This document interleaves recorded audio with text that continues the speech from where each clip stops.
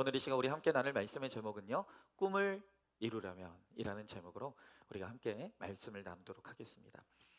아마 여러분들 가운데 기억하시는 분들이 있을 거예요. 오래전에 일명 행복전도사라고 불렸던 이 스타 강사인 한 작가가 계십니다. 그분은 많은 곳에서 강연을 하면서 행복에 대한 비결을 그렇게 나누며 살았어요. 그러나 어느 날 그렇게 행복을 부르짖던 바로 그 사람이 자살하는 일이 벌어졌습니다. 여러분, 이분은 공영방송의 단골 강사에다가 청와대, 기업, 대학원 최고가죠. 또 공무원, 시민, 주부 등 그야말로 각계각층을 대상으로 이 행복에 관한, 어떻게 하면 행복할 수 있는지를 그 비결을 가르쳐주는 강의를 하며 다녔다는 거예요. 행복론에 관한 여러 책도 냈고요. 그 책들이 베스트셀러가 돼서 아주 유명하게 되었습니다. 여러분, 이만하면 이분은 행복에 있어서는 최고의 경지에 오른 사람이 아니겠습니까? 그런데 어느 날 이분에게 질병이 찾아왔어요. 건강이 나빠졌습니다. 투병의 과정 가운데서 어려움을 견디지 못했어요. 그 병이 길어지고 고통이 길어지니 이분은 스스로 생을 마감하게 된 것입니다. 여러분, 그렇다라고 한다면 행복에 대해서 그렇게 부르짖고 행복의 비결을 가르쳐 주었던 도대체 이분의 그 모든 말들은 무엇입니까? 여러분, 살아생전에 아무리 행복의 지혜를 가르쳤어도 결국 그가 대중에게 보여준 마지막 메시지는 뭐냐면 힘들면 죽어도 된다는 거예요. 그렇게 행복을 부르짖던 그 사람이 마지막 남긴 메시지는 힘들면 생을 포기할 수 있다는 메시지였다는 거예요. 여러분, 제가 그분의 아픔과 고통을 이해하지 못하는 게 아니에요. 채울하지 못하는 게 아니에요. 여러분, 그러나 그렇다고 내 인생에 고통이 찾아왔다고 누구나 죽은다라고 한다면 여러분, 과연 우리 중에 이 세상에 살아있을 사람이 몇이나 되겠습니까? 정이 힘들면 이혼하고, 정이 힘들면 도둑질하고, 정이 힘들면 그냥 자살하면 되는 것입니까? 여러분, 이분은 이 힘든 환경에서 또 다른 행복의 문을 열 수 있었어요. 그러나 끝내 그는 자기만 알고 있는 행복을 찾다가 결국 진정한 행복의 문을 열지 못하고 죽음으로 생을 맞이하고 말았다는 것입니다. 여러분, 우리가 죄송합니다. 오늘 많은 사람들이 행복하려면 이래야 된다, 저래야 된다. 정말 많은 말들을 합니다. 자기가 깨달은 행복의 비결들을 끊임없이 이야기들을 합니다. 여러분, 그러나 말이야 누가 못하겠습니까? 그렇게 사람들이 행복을 찾고 행복을 부르짖고 행복에 대해서 이야기하지만 오늘 우리의 삶 가운데 진정한 행복을 누리는 사람은 많지 않은 거예요. 여러분, 하나님이 주시는 꿈도 마찬가지예요. 여러분, 이 하나님의 꿈은요, 그냥 이루어지는 게 아니에요. 오늘 이 하나님의 꿈이 정말 우리의 삶 가운데 이루어지려면 어떻게 해야 되는가? 우리가 꿈을 꾸는 인생, 그리고 그 꿈을 이루는 인생이 되기 위해서 우리에게 무엇이 필요한지 오늘 본문의 말씀을 통해서 우리가 함께 나누길 원합니다. 자, 먼저 첫 번째로 원수를 직면해야 꿈을 이룰 수가 있습니다. 자, 오늘 12절의 말씀에 보니까 그의 형들이 세겜에 가서 아버지의 양떼를 칠 때 그랬습니다. 자, 여러분, 지난주의 말씀 기억하십니까? 지난주에 요셉이 꿈을 꿨어요. 간밤의 풍요에 해와 달과 11별이 자기에게 절을 하는 꿈을 꾸었죠. 그리고 그 꿈 얘기를 그의 부모와 형제들에게 이야기합니다. 그리고 그로 인해서 요셉은 이제 형들의 시기와 극심한 미움과 질투를 받게 되는 것이죠. 자, 그리고 그 후에 오늘 본문을 보면 요셉의 형들이 세겜으로 가서 아버지 야곱의 양떼를 치고 있었다라고 말하고 있어요. 여러분, 당시에요, 이 유목민들이 양을 치는 일은 주로 그 집의 가장 막내가 하는 일이었어요. 왜냐하면 어려운 농사에 비하면 그냥 양을 치는 건 그냥 허드렛 일이에요. 꽤 괜찮은 쉬운 일이에요. 여러분, 그렇기 때문에 그 집안에서 가장 미숙한 막내가 그 집안에 이제 양을 치는 일을 했어요. 여러분, 그래서 성경을 보면 이 이세의 집안에도 8 아들들이 있었는데 그 중에 가장 막내인 바로 다윗이 그 집에 양을 치는 일을 하지 않았습니까? 자, 그런데 야곱은 막내가 해야 될 일을 막내에게 맡기지 않고 형들에게 맡겼어. 그리고 어떻게 했습니까? 막내인 요셉에게 채색 옷을 입히고 그냥 이 요셉만 끼고 도는 거예요. 여러분, 그러니 그런 아버지와 요셉의 모습을 보는 형제들이 속이 어떻겠습니까? 여러분, 참 부모라고 다 올바른 게 아니에요. 자녀를 바르게 양육해야 될 부모가 도리어 자녀들 간의 시기 질투를 일으키고 끝내 그것이 비극이 되는 일들이 오늘 우리 가정 가운데 있다는 거예요. 여러분, 이어지는 13절부터 14절의 말씀에 보니까 이스라엘의 요셉에게 이르되 내 형들이 세겜에서 양을 치지 아니하느냐 너를 그들에게로 보내리라. 요셉이 아버지에게 대답하되 내가 그리하겠나이다. 이스라엘이 그에게 이르되 가서 내 형들과 양떼가 다 잘 있는지를 보고 돌아와 내게 말하라 하고 그를 헤브론 골짜기에서 보내니 그가 세겜으로 가니라 그랬습니다. 자, 야곱은 요셉만 좋아해요. 그래도 아무리 그래도 지금 다른 자녀들이 양을 치겠다고 먼 곳으로 떠났잖아요. 그러니까 그 자녀들의 소식도 궁금했겠죠. 또 그들에게는 먹을 양식도 주어야 합니다. 그래서 이제 사람을 보내야 되는데 그런데 공교롭게도 그 집에 지금 남아있는 사람이 누구예요? 요셉밖에 없는 거예요. 요셉을 보내야 되는 거예요. 자, 그런데 이제 여기서부터 문제가 생기죠. 무슨 문제요? 여러분, 야곱은 요셉을 홀로 형들에게로 보내는 것이 얼마나 위험한 일인지를 전혀 몰라요. 여러분, 요셉을 향한 형들의 분노가 지금 얼마나 큰지 야곱은 아버지인데도 전혀 모르는 거예요. 여러분, 우리가 이래요. 제가 늘 말씀드리죠. 우리가 가진 가장 큰 착각이 뭐냐면 내가 나를 잘한다는 거예요. 여러분, 우리 부모님들이 정말 너무 큰 착각을 하고 있어요. 뭐냐면 내 자식은 내가 잘 알아. 여러분, 혹시 여러분들 가운데 그렇게 믿으시는 분들이 있지 않습니까? 내 자식은 내가 잘 알아. 오늘 여러분들 가운데 사위 보고 며느리 보신 분들이 있죠. 근데 특히 보면 이그 며느리를 본 시어머니들 마음속에 어떤 경쟁심이 있냐면 아무리 내 자식이 장가 갔어도 내 자식은 너보다 며느리 너보다 내가 더 잘 알아. 그런 분들 있죠? 아니에요. 여러분, 그거 되게 착각이에요. 우리가요, 내 문제를 몰라요. 내 자식들의 문제를 객관하지 못해요. 여러분, 그래서 우리가 편애해놓고 아니 쟤들 왜 저래? 아니 내가 언제 편애했다고 쟤네들은 맨날 편애했다고 난리지? 그러고 있는 거예요. 여러분, 제가 얼마 전에 부목자 모임을 했어요.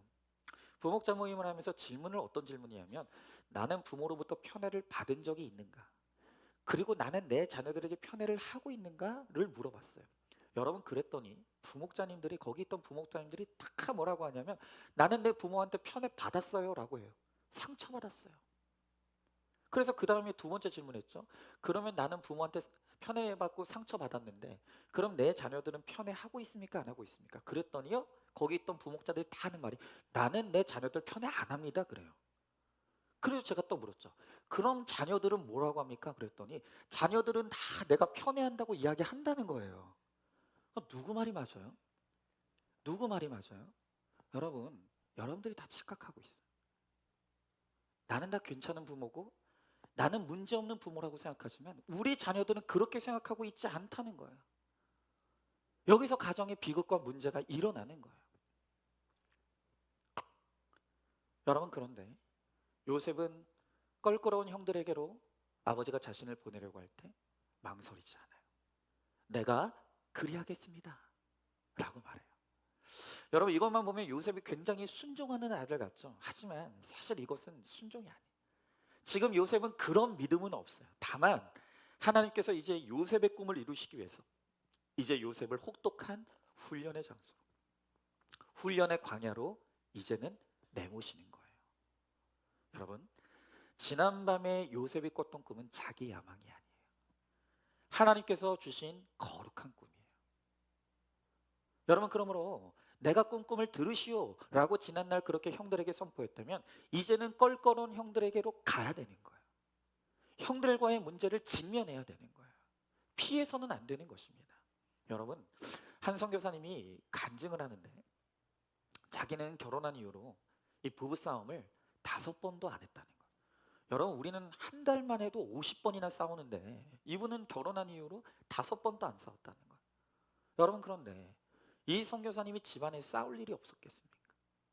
하지만 선교사로서 예수의 생명을, 또 예수의 영광을 드러내야 되기 때문에 오직 인내하면서 그렇게 왔을 거예요. 여러분, 그렇지 않고 선교사라고 하면서 맨날 부부싸움하면 어떻게 거기서 예수 생명이 드러날 수가 있겠습니까? 여러분, 지금 요셉이 가는 길이 그래요. 요셉은 어쩌면 선교하러 가는 거예요. 여러분, 요셉의 꿈은 예수 꿈이라 그랬습니다. 구원의 꿈이에요.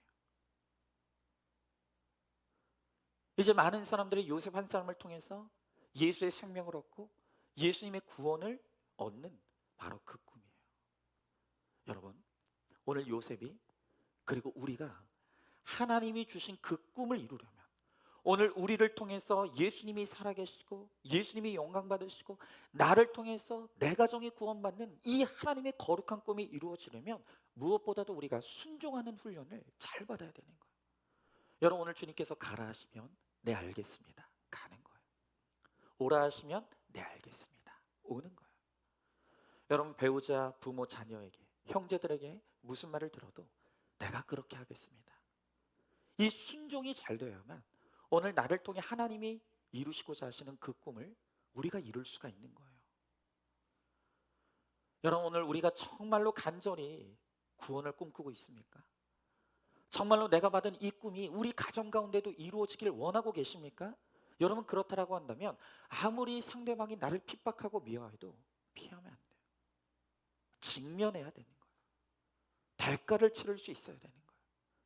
여러분, 우리가 슬픔 가운데서도 내 안에 계시는 예수님을 누리며 내 안에 계시는 예수 생명을 보여주고 나타낼 수 있어야 되는 거예요. 왜 그렇습니까? 하나님의 꿈을 이루는 사명이 우리에게 있기 때문이에요. 여러분, 이 십자가 사명 감당을 하면 오늘 요셉처럼 힘들고 괴로운 바로 그곳, 나를 싫어하는 사람들이 있는 그곳을 마다하지 않고 가야 하는 것이죠. 꼴 보기 싫은 사람에게도 가야 되는 거예요. 요셉이 지금 그렇게 하고 있다고요. 물론 지금 요셉이 그렇게 형들에게로 가고자 하는 것이 그게 믿음인지 성품인지 그건 아직 잘 모르겠어요. 하지만 요셉이 아버지의 명령에 내가 그렇게 하겠습니다 라고 순종하는 모습 하나만 보아도 요셉은 충분히 하나님의 꿈을 이룰 자격이 있는 사람이에요. 하나님의 꿈이 이루어지는 주인공이 되기에 충분한 자격을 갖추고 있는 것이죠. 여러분, 서두에 소개한 이 작가도 자신이 직면한 이 병을 피하지 말았어야 돼요. 이 질병의 문제 앞에서 똑바로 서 있어야 됐던 거예요. 여러분, 물론 이분이 그 질병이 어떤 질병이었는지 그리고 어떤 고통을 겪었는지 제가 다 알지 못하지만 그분이 겪었을 그 아픔들을 제가 공감합니다. 여러분, 이분은요 정말로 수많은 문제들을 넘어서고 승리하며 살아왔어요. 하지만 마지막에 만난 그 질병의 고통 앞에서 그걸 똑바로 직면하지 못하고 그 고통 앞에서 무너져 버리고 마는 거예요. 여러분, 제가 계속해서 말씀드리지만 그분의 아픔과 고통을 제가 채울하지 못하는 게 아니라고요. 여러분, 공감으로 치면요 아마 저보다 다른 사람의 아픔을 더 공감할 수 있는 사람이 누가 있을까 싶어요. 여러분, 저를 한번 보세요. 제 아내가 암을 겪었죠. 또 제가 뇌종양을 겪었죠. 지금도 간헐적인 이명의 후유증을 겪고 있어요. 여러분, 제 자녀들도 마찬가지입니다. 하나는 저신장증이고요, 하나는 ADHD를 겪고 있어요. 여러분, 제가 제 둘째 아들한테 의사 선생님이 ADHD라는 것을 웬만하면 숨겨라, 말하지 마라, 그렇게 이야기했어요. 그래서 그렇게 얘기 안 했는데 이 우리 둘째 아들이 이제 크면서 자기가 생각해도 자기가 너무 이상한 거야.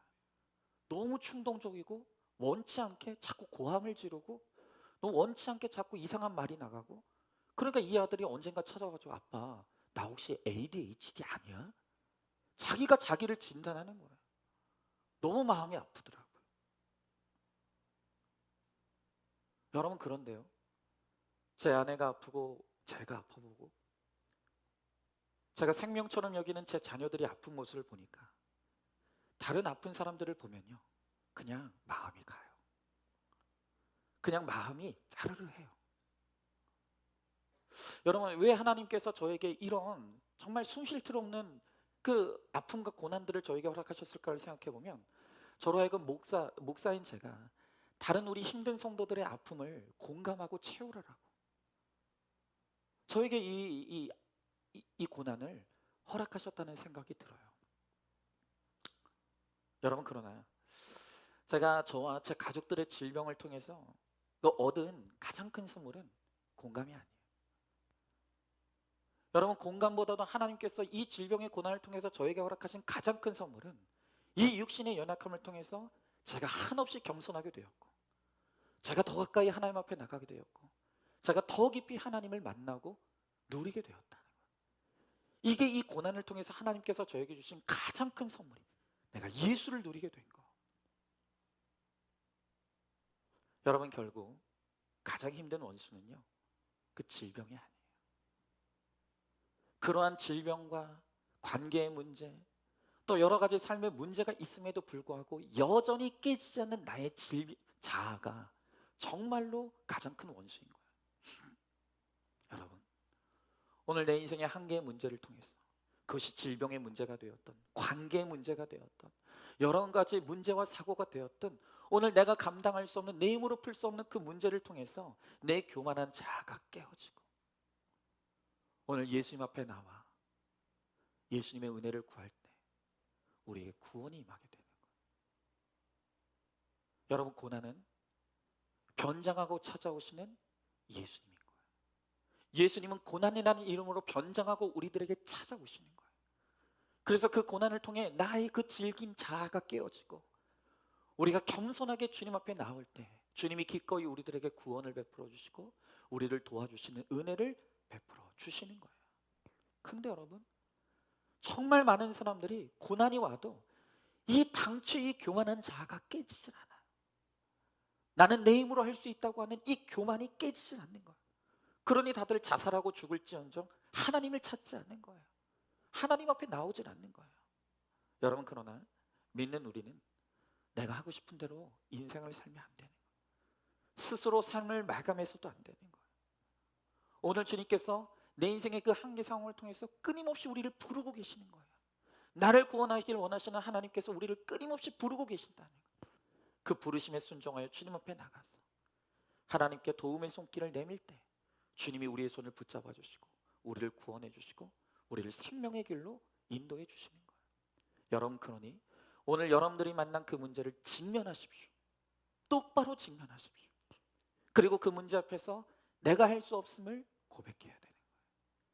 그리고 겸손히 하나님 앞에 나갈 때 하나님께서 해석도 해결도 모두 하나님께서 이루어 주시는 거예요.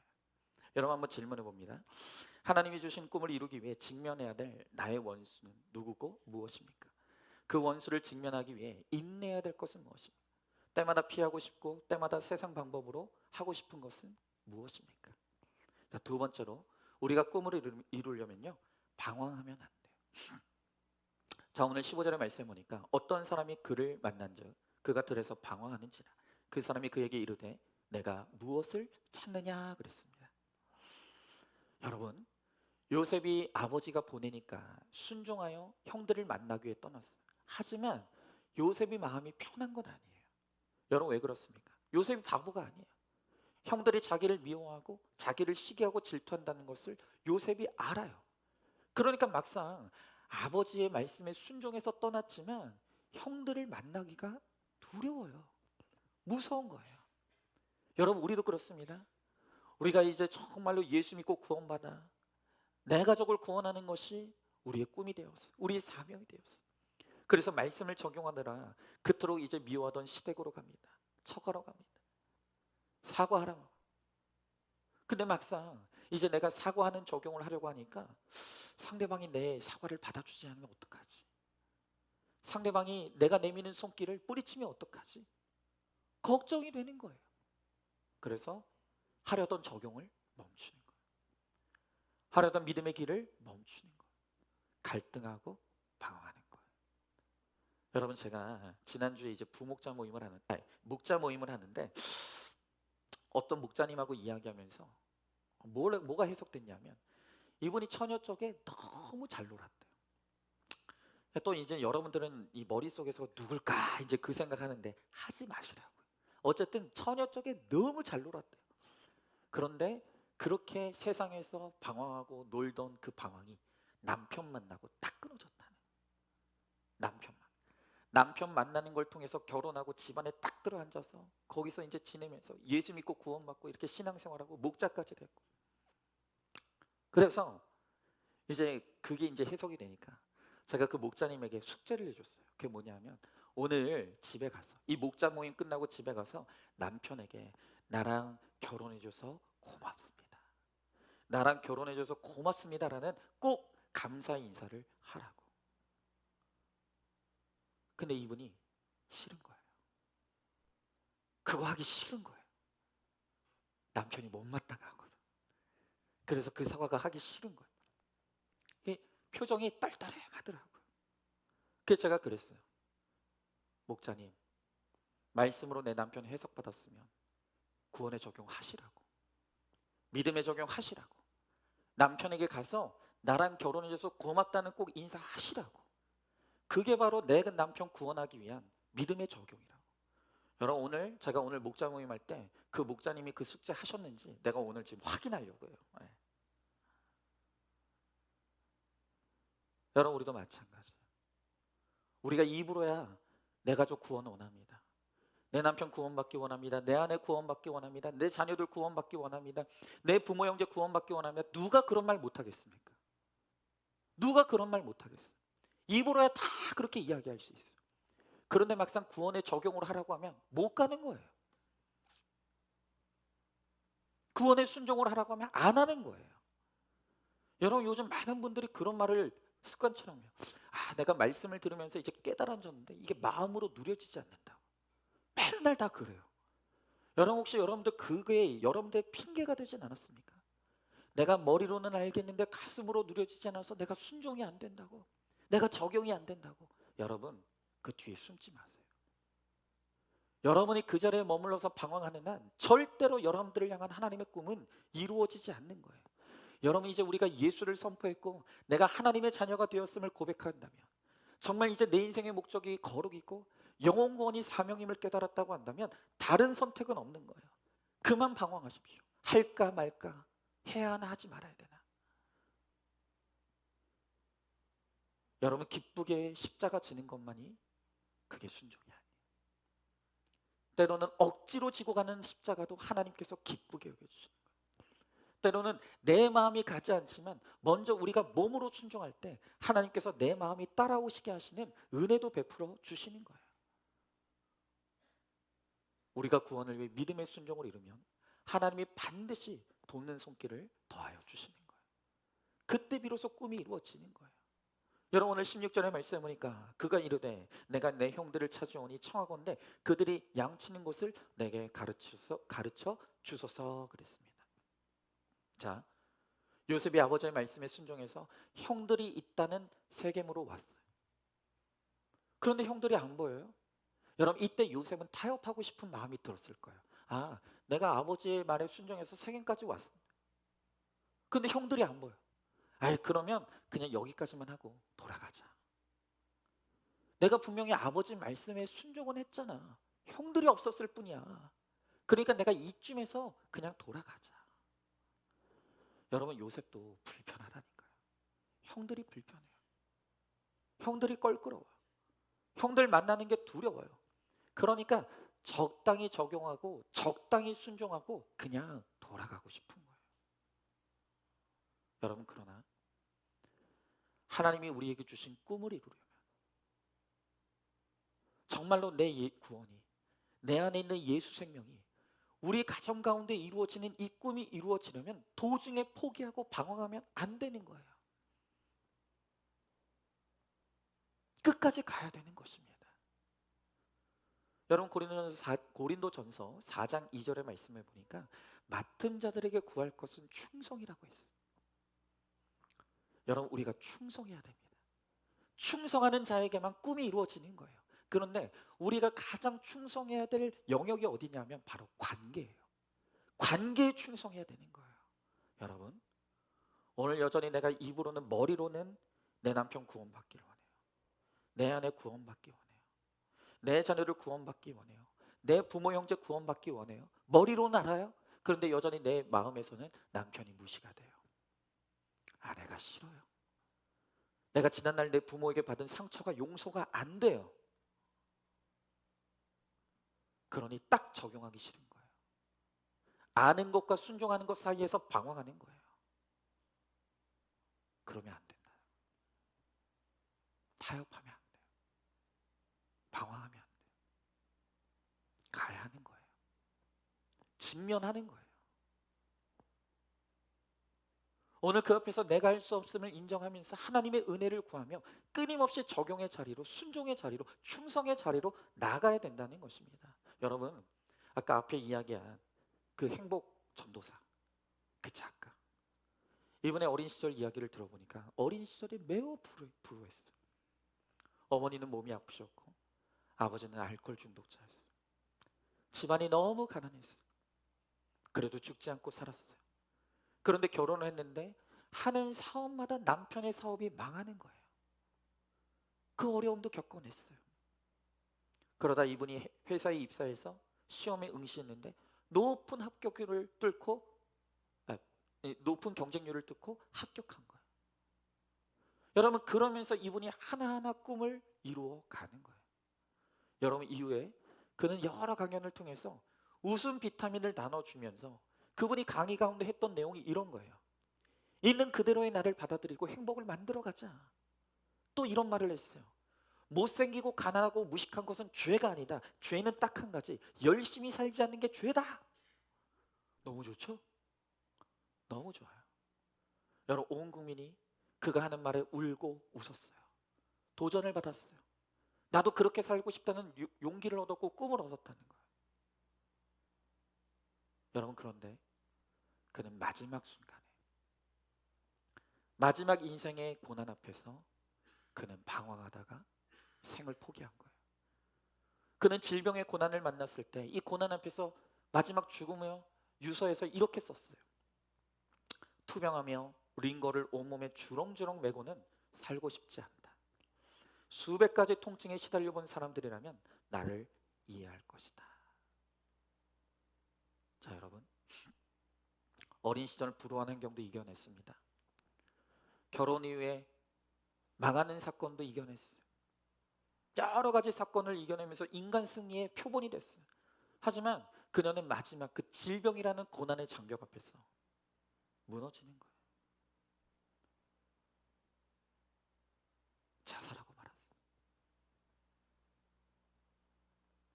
여러분 그녀는 자기 인생에서 수많은 승리를 얻었지만 더 이상 내 힘도 내 방법도 통하지 않는 정말 인생의 절대 고난의 환경 앞에서 반드시 그가 해야 될 일이 있었어요.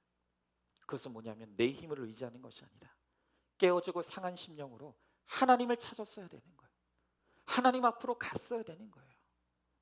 여러분 그 한 걸음이 되지 않았던 거예요. 여러분 상한 심령이 되어서 내 부족함, 내 찌질함, 내 아픔을 하나님 앞에 아랬어야 하는 거예요. 하나님의 도우심을 구했어야 되는 거예요. 여러분 그러나 그녀는 그 마지막에 인생의 한계 앞에서도 늘 자기의 긍정의 힘, 자기의 의지, 자기의 능력을 포기하지 못하고 그걸 붙잡고 자기 자아를 붙잡고 있다가 결국 인생의 한계를 극복하지 못하고 자살로 생을 마감하는 거죠.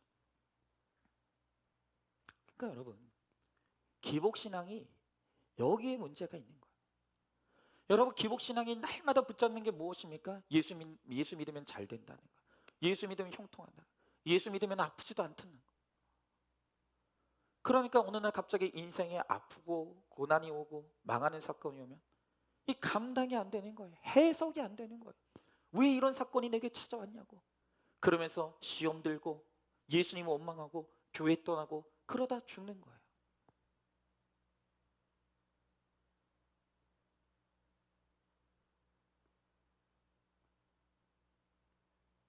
여러분, 하나님께서 오늘 우리들에게 인생의 고난과 질병의 문제, 내 힘으로 해결할 수 없는 관계의 문제, 여러 가지 사건과 문제를 주시는 목적이 있다고요.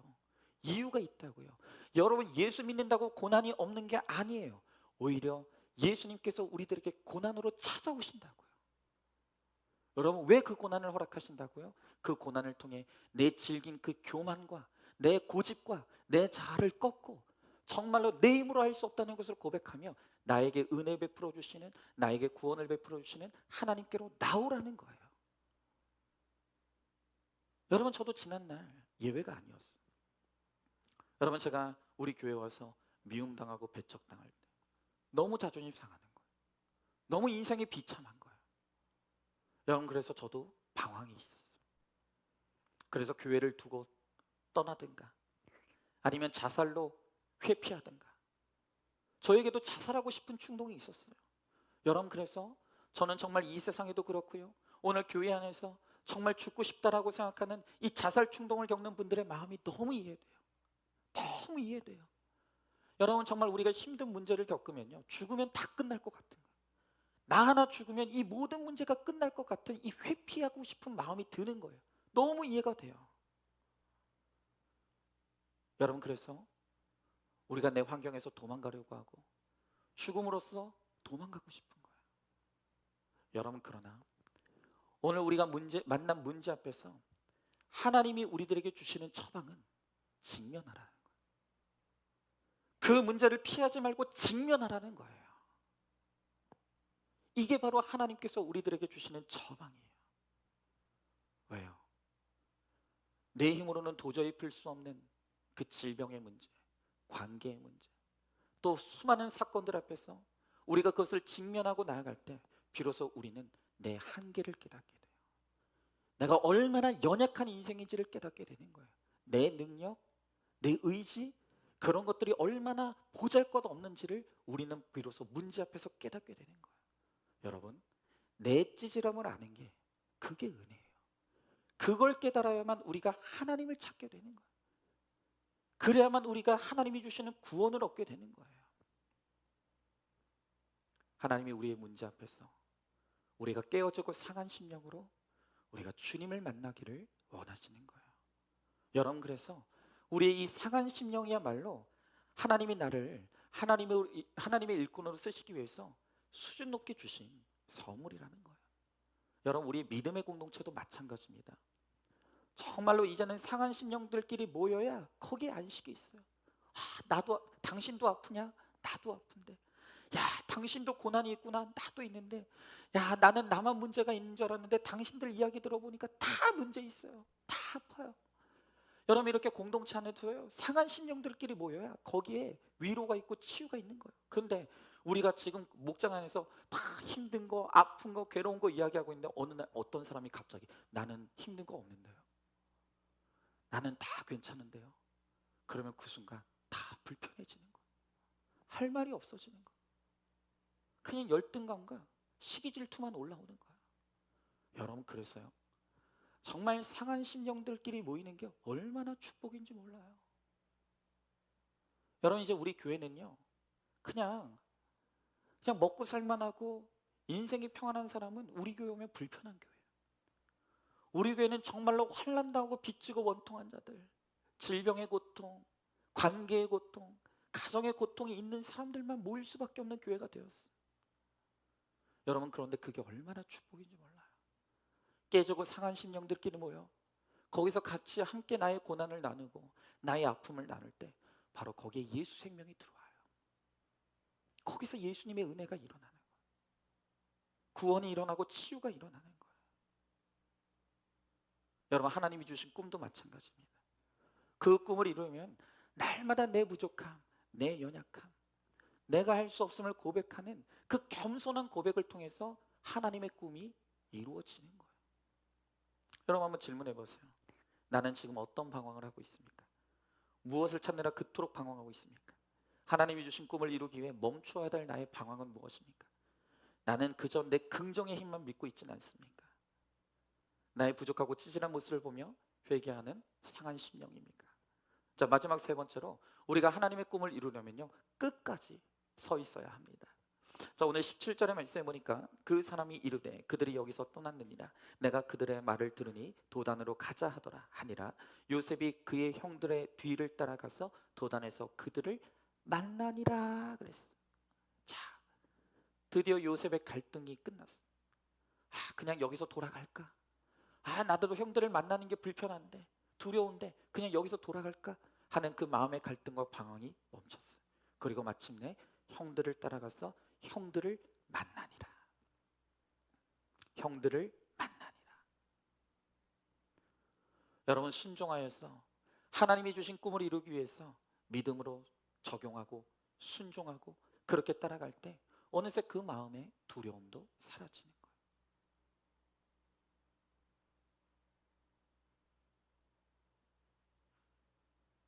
여러분, 저도 정말 그런 것 같아요. 제가 어떻게 여기까지, 제가 우리 안산중학교에 부임해서 거의 10년여간 이렇게 사역을 하면서 우리 안산중학교에서 제가 목회 사역하는 게 맨날 즐겁기만 했겠습니까? 어려운 일도 있었고 힘든 일도 있었고 정말 마음에 좌절되는 일들도 있었어요. 여러분, 제 성품으로만 여기 온 게 아니라는 거예요. 그냥 제가 십자가를 길러 놓고 그때그때 하나님이 주시는 말씀으로 힘을 얻고 위로받고 하나님의 뜻에 순종하며 따라오다 보니까 그냥 어느 날 여기 제가 있는 거예요. 여기까지 제가 왔어요. 여러분, 오늘 이렇게 예수의 생명이 내 안에 임하고 이제 예수의 꿈이 나의 꿈이 되어서 정말 사명을 이루기 위해 살아가는 사람, 정말 구원이 목적이 돼서 살아가는 사람들은 나를 미워하고 싫어하는 사람들을 결코 피하면 안 되는 거예요. 미움과 무시를 각오하고 가야 하는 거예요. 직면해야 되는 거예요. 내 얼굴을 보여줘야 되는 거예요. 여러분, 그들이 용서하고 안 하고는 그건 우리의 문제가 아닌 거예요. 내가 이렇게 믿음으로 적용하고 끊임없이 내 남편에게 믿음의 적용을 하고 아내에게 믿음의 적용을 하고 내 자녀들에게 믿음을 적용을 해요. 근데 우리 마음에 어떤 마음이 듭니까? 맨날 나만 이렇게, 나만 참는 것 같고 나만 인내하는 것 같고 맨날 나만 적용하는 것 같고. 여러분, 그런데 상대방이 어떤 반응을 보이느냐는 그건 우리의 영역이 아니에요. 나는 내 적용만 하면 되는 거예요. 상대방이 내가 아무리 믿음의 적용을 하고 인내하고 사랑하고 섬기고 해도 상대방이 반응이 없다 할지라도 우리는 그냥 하나님이 나에게 주신 말씀대로 순종만 하면 되는 거예요. 해봤자 안 되더라. 내가 아무리 해도 저 사람은 안 변한다. 돌아오면 안 되는 거예요. 여러분, 앞으로 보겠지만 요셉도 하나님의 말씀에 순종해서 형들을 만나러 갔어요. 여러분, 그랬더니 형들이 우리 요셉 잘 왔다, 여기까지 오느라 수고했다 그러던가요? 아니죠. 그 요셉을 죽이겠다고 구덩이에 빠뜨리고 이 요셉을 이제 애굽의 노예로 팔아넘기는 거예요. 여러분, 우리도 그렇습니다. 우리가 이제 예수 생명을 받고 이 구속사의 말씀이 들려서 이제 내 가정에서 끊임없이 가정의 구원을 위해서 사명 감당해요. 믿음의 적용들 해요. 여러분, 그렇다고 내 남편이 알아줍니까? 내 아내가 칭찬해 줍니까? 내 자녀들이 내 믿음을 인정해 줍니까? 아니요. 아니요. 여러분, 내가 아무리 믿음의 적용과 순종을 해도 내 가족들이 나를 환영하고 나를 칭찬해 주리라는 그 꿈을 버려야 되는 거예요. 우리는 끝까지 내 십자가의 길을 가는 거예요. 그러면 언젠가는 내 원수들이 돌아오는 거예요. 여러분, 결국 요셉도 그 형들이 13년 만에 눈물로 무릎 꿇고 회개하며 용서를 구하지 않습니까? 반드시 그날이 온다는 거예요. 지금 당장은 아닐지라도 내가 그렇게 내 믿음의 적용을 이루며 가면 반드시 내 원수들이 무릎 꿇고 회개하고 주님 앞으로 돌아오는 반드시 그 역사가 이루어지는 거예요. 여러분, 마지막으로 한 집사님의 믿음의 간증이에요. 남자분이에요. 여러분, 예전에는 그냥 아내들이 남편에게 당한 간증만 있었는데 요새 간증들을 보면 점점 남편들이 아내에게 고난당하는 간증들이 많아져요. 요즘 세상이 그렇게 변하고 있어요. 아마 이분도, 이 남편 집사님도 아내 이야기인데 한번 들어보시기 바라요. 최근 저는 매사 아내에게 순종하는 적용을 시작했습니다. 그런데 저 열심으로 맹종했더니 생색이 올라옵니다. 때로는 아내에게 혈기를 부리기도 합니다. 그러던 어느 날입니다. 회사 사람들의 권유를 뿌리치지 못해 술자리를 계속 지키다가 자정이 되어갈 무렵 집으로 들어갔더니 아내가 심한 폭언을 퍼부었습니다.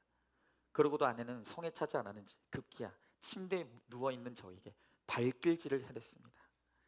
보통 때 같았으면 저도 참지 못해서 아내와 한바탕 육탕전을 벌였을 것입니다. 하지만 그 순간 술에 잔뜩 취해 있던 저에게 기적 같은 생각이 들었습니다. 아, 내 아내가 아니면 시은이 다 된 나를 누가 이렇게 걱정해 줄까? 때리면서까지 나를 위해 줄 사람이 세상에 어디 있을까? 또 이렇게 화를 내는 내 아내는 얼마나 괴로울까? 아내에게 얻어맞는데 너무나 고마워서 눈물이 날 정도였습니다. 아내는 이튿날 아침에도 눈을 뜨자마자 심하게 저를 구박했습니다. 하지만 저는 그런 아내가 너무 고마웠습니다. 그래서 아내를 꼭 안아주었습니다. 그리고 내가 잘못했어. 다음에는 이런 일을 없도록 할게. 다짐하고 출근했습니다. 예전 같았으면 세상에 나보다 불쌍한 남자는 없다. 나보다 고독한 남자는 없다. 이제는 좀 이혼할까? 하며 자학하고 괴로웠을 것입니다. 하지만 이제 말씀을 듣고 이 말씀이 들리게 되니 바가지를 긁는 아내가 진정으로 예쁘고 사랑스러워 보입니다. 이런 기적 같은 은혜를 하나님께서 나에게 베풀어 주셨습니다. 여러분, 그렇죠. 바로 이런 모습이 하나님의 꿈을 이루는 사명자의 모습인 거예요.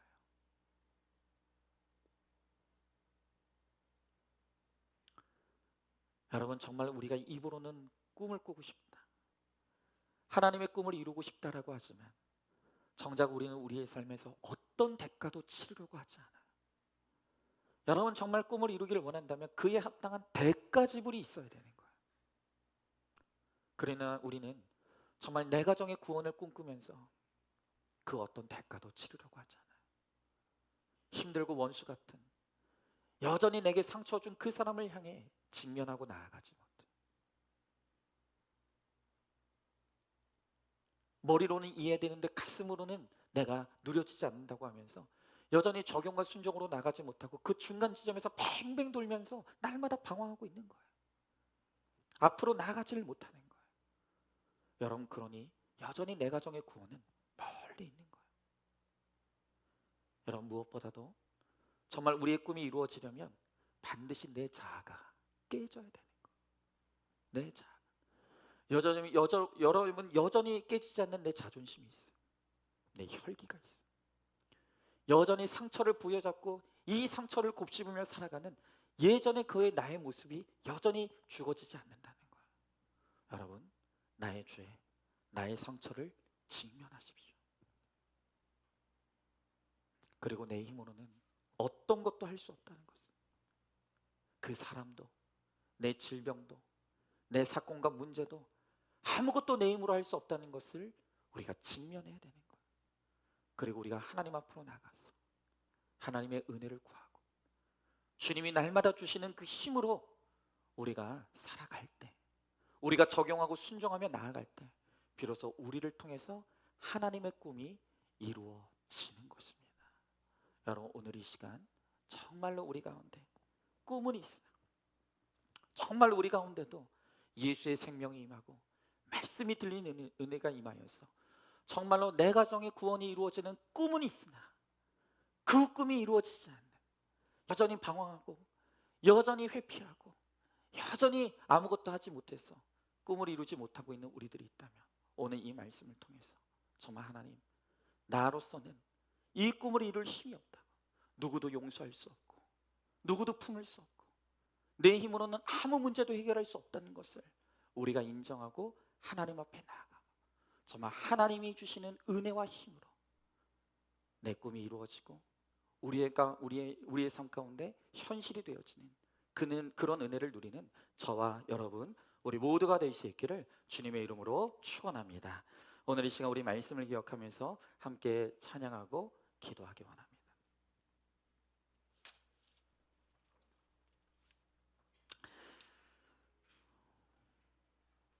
여러분, 그렇습니다.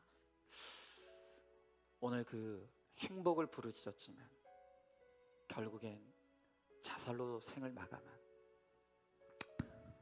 오늘 그분의 이야기를 우리가 함께 나누면서 참 그 인간의 의지라는 것이, 그 우리의 노력이라는 것이, 또 우리의 방법이라는 것이 얼마나 보잘것없는지를 정말 우리가 깨달아야 됩니다. 여러분, 열심히 사는 게 정답이 아니에요. 성실하게 사는 게 다가 아니에요. 우리가 열심히 살고 성실하게 살지만 때로는 그것이 배신으로 다가올 때가 있어요. 내가 내 가정을 위해서 충성했어. 내가 내 인생의 행복을 위해서 뒤를 돌아보지 않고 열심히 살았어. 그런데 어느 날 사람이 나를 배신하고 질병이 나를 덮치고 정말 해결할 수 없는 복잡한 문제들이 나를 가로막는 오늘 그러한 문제와 사건들이 우리 가운데 있다. 여러분, 다시 말씀드립니다. 우리 인생의 고난 앞에서 우리에게 필요한 것은 해결이 아니라 해석인 거예요. 해석의 은혜가 필요해요. 왜 하나님께서 그 문제를 나에게 허락하시고, 왜 하나님께서 그 문제 앞에 나를 서게 하셨는가? 오늘 주님께서 그 문제 앞에서 오늘 나의 연약함을, 나의 찌질함을, 내가 아무것도 할 수 없는 무능한 인생임을 인정하라고 하십니다. 그리고 예수가 나의 힘임을, 예수가 나의 기쁨임을, 예수가 나의 소망이고 예수가 나의 방법임을 믿고 하나님의 은혜를 구하는 그 연약한 손길을 내밀 때 하나님께서 우리의 손을 붙잡아 주시고 우리를 생명으로 구원하러, 또 문제의 해결도 하나님이 이루어 주시겠다고 약속해 주시는 오늘 이 시간, 이 찬양 우리 같이 찬양하면서 내가 아닌 주님이 생명인 것을, 주님이 방법인 것을, 주님이 소망인 것을 우리가 믿고 다 주님 앞에 나가기 원합니다. 오늘 이 시간 이 찬양 우리 같이 찬양하겠습니다. 우리 같이 믿음으로 고백하며 찬양합니다. 예수는 내 힘이요,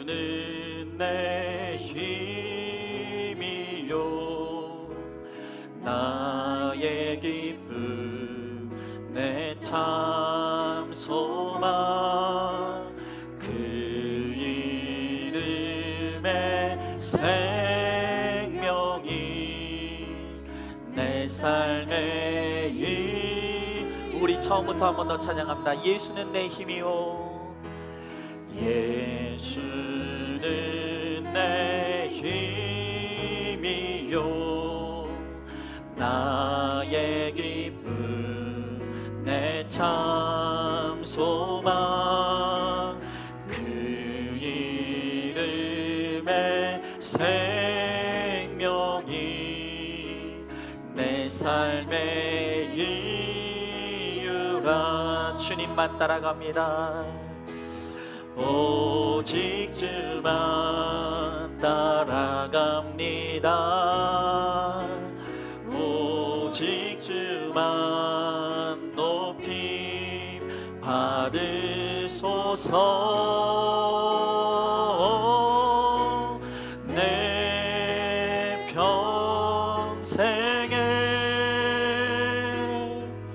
그 이름을, 그의 선하심을 세상에 노래합니다. 그 이름에 크신 능력, 영원한 생명이 내 삶의 이유라. 우리 2절 찬양합니다. 내가 사나 죽으나 그 이름을 위하여 내 모든 것 다 드리니 나를 받으소서. 주님만 따라갑니다. 오직 주만 따라갑니다. 오직 주만 높이 받으소서.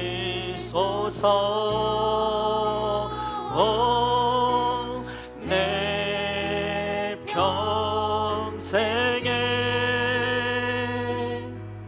그 이름을 그의 선하심을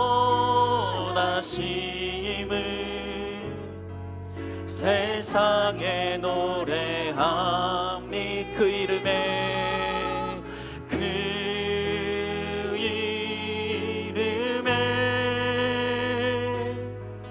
그 신능력 영원한 생명이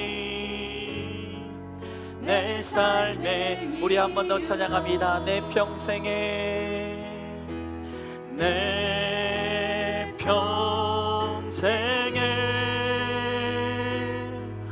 그 이름을 그의 선하심을 세상에 노래합니다. 그 이름에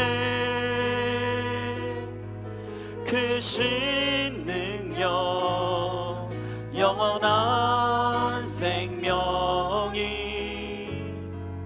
내 삶의 이유라.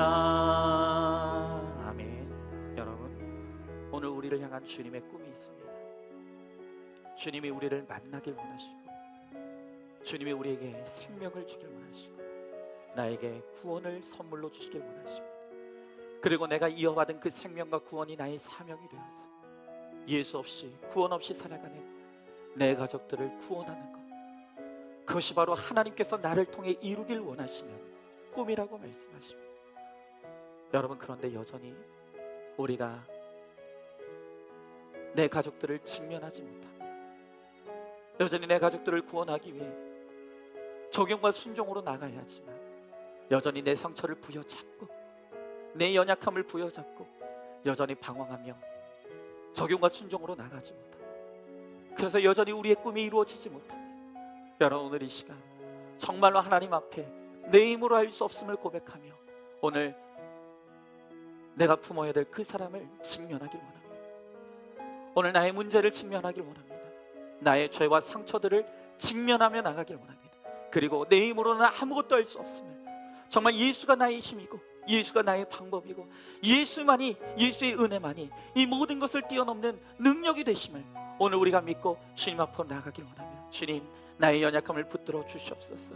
하나님, 나의 죄악됨을 주여 용서하여 주시옵시고 나의 힘이 없음을 주여 불쌍히 여겨 주셔서 하나님 아버지, 우리가 용서할 수 있게 하시고 사랑할 수 있게 하시고 하나님, 그들의 구원을 위해서 우리가 우리의 힘을 다하여 충성함으로 말미암아 아버지, 나를 향하신 하나님의 꿈이 이루어질 수 있도록 하나님, 우리 가운데 함께 해달라고 우리 각자 함께 믿음으로 기도하며 나가도록 하겠습니다. 기도하겠습니다.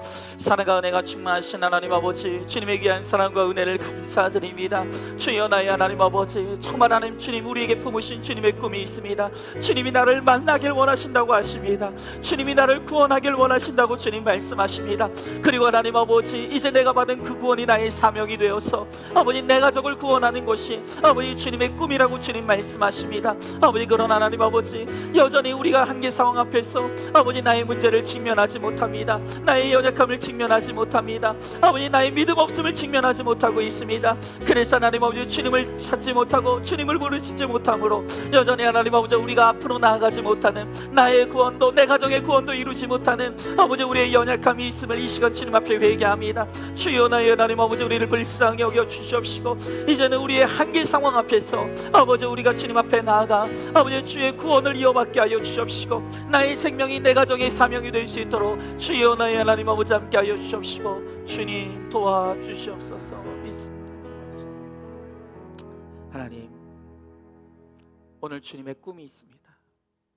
오늘 주님의 꿈은 주님이 나를 만나길 원하시고 나에게 생명과 구원을 주길 원하시고 내가 받은 그 생명과 구원이 사명이 되어 내 가정을 구원하길 원하시는 것이 바로 그것이 주님이 나를 향해 품은 하나님의 꿈이라고 말씀하십니다.